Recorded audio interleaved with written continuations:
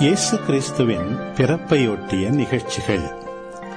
அவருடைய தாய் மரியாவுக்கும் யோசேப்புக்கும் திருமண ஒப்பந்தம் செய்யப்பட்டிருந்தது.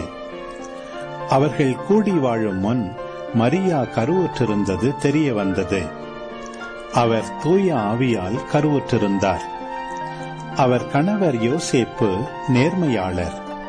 அவர் மரியாவை இகழ்ச்சிக்கு உள்ளாக்க விரும்பாமல் மறைவாக விலக்கிவிட திட்டமிட்டார். அவர் இவ்வாறு சிந்தித்துக் கொண்டிருக்கும் போது ஆண்டவரின் தூதர் அவருக்கு கனவில் தோன்றி, யோசேப்பே, தாவீதின் மகனே, உம் மனைவி மரியாவை ஏற்றுக்கொள்ள அஞ்ச வேண்டாம். ஏனெனில் அவர் கருவுற்றிருப்பது தூய ஆவியால்தான். அவர் ஒரு மகனை பெற்றெடுப்பார். அவருக்கு இயேசு என பெயரிடுவீர்.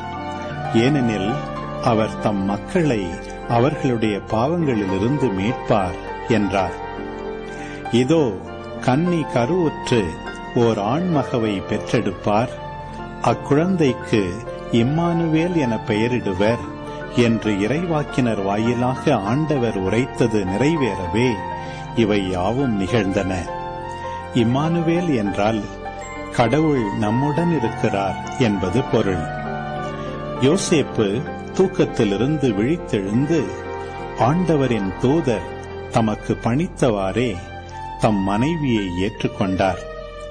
மரியா தம் மகனை பெற்றெடுக்கும் வரை யோசேப்பு அவரோடு கூடி வாழவில்லை. யோசேப்பு அம்மகனுக்கு இயேசு என்று பெயரிட்டார்.